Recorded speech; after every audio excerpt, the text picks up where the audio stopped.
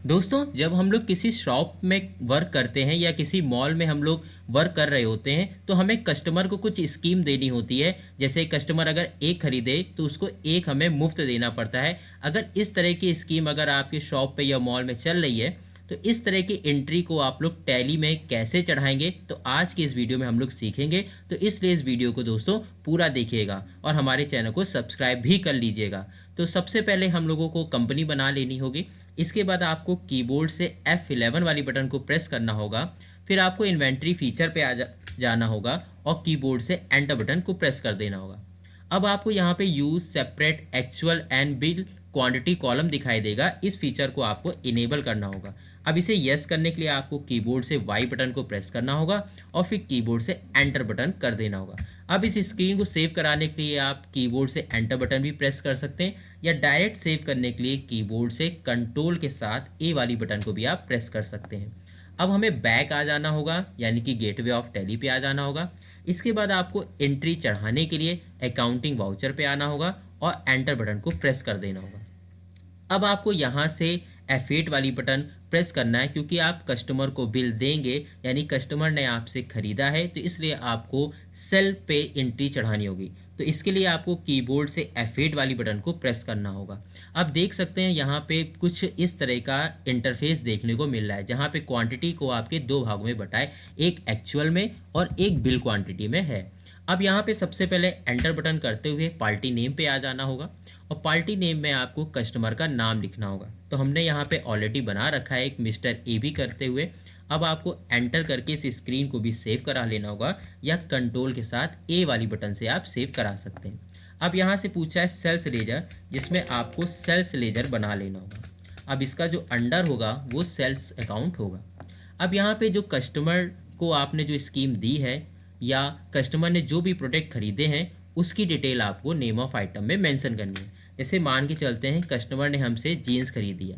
अब जीन्स में जो आपकी स्कीम चल रही है, यानी कि जो ऑफर चल रहा है कि अगर वो 2 जीन्स खरीदेगा तो उसको 1 जीन्स मुफ्त मिलेगी। तो इसलिए जो टोटल क्वांटिटी हो जाएगी वो एक्चुअल में 3 क्वांटिटी हो जाएगी, यानी कि उसने 2 जीन्स खरीदी है, वो 2 हो गया और एक ऑफर में उसे मुफ्त मिली, तो टोटल आपकी 3 हो गई। तो आपको एक्चुअल में लिखना होगा टोटल 3। लेकिन जो बिलिंग होगी, यानी कि जो उसका पैसा प्राइस कटेगा, वो टोटल 2 जीन्स का ही कटेगा। तो इसलिए बिलिंग क्वांटिटी में आपको 2 लिखकर एंटर करना होगा। अब जो टोटल जीन्स की कीमत है वो आपको यहाँ पे लिखनी पड़ेगी। अब देखिए यहाँ पे बिल क्वांटिटी के हिसाब से ही अमाउंट आया है 2400। इसी तरह हम यहाँ पे शर्ट ले लेते हैं। कस्टमर को अब हम स्कीम दे रहे हैं कि अगर वो एक शर्ट खरीदेगा तो उसको एक शर्ट मुफ्त मिलेगी, यानी कि फ्री मिलेगी। तो इसके लिए जो टोटल क्वांटिटी अब इसमें हो गई वो 2 की हो गई, तो आपको एक्चुअल में 2 लिखना है। लेकिन जो बिल बनेगा वो एक शर्ट का बनेगा, तो बिल क्वांटिटी में आपको 1 लिखकर एंटर करना है।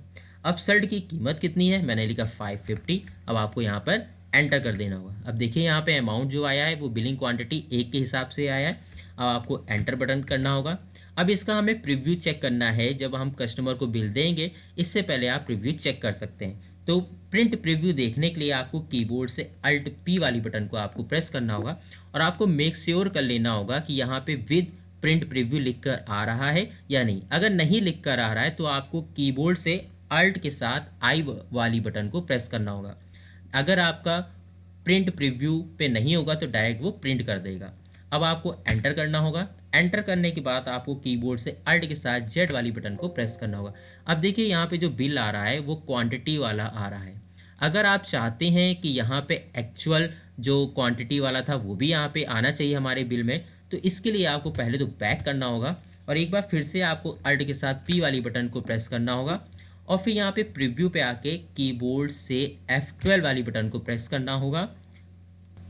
अब देखिए यहाँ पे लिख कर आ रहा है प्रिंट एक्चुअल क्वांटिटी कॉलम, जिसमें आपका नो है, इसीलिए वहाँ पे एक्चुअल क्वांटिटी कॉलम नहीं आ रहा है। तो इसे आपको इनेबल करना है, यानी कि यस करना है। इसके लिए आपको वाई बटन प्रेस करना है और एंटर कर देना है। अब इसको भी स्क्रीन को सेव करा लेते हैं एंटर बटन से, या कंट्रोल ए भी आप कर सकते हैं। अब जब आप इसका प्रीव्यू चेक करेंगे जूम करने के लिए अल्ट के साथ जेड वाली बटन, अब देखिए यहाँ पे एक्चुअल वाली भी आ रही है और बिलिंग वाली क्वांटिटी भी दोनों आ रही है। तो इस तरह से आप बाई वन और गेट वन फ्री की एंट्री को टैली सॉफ्टवेयर में चढ़ा सकते हैं।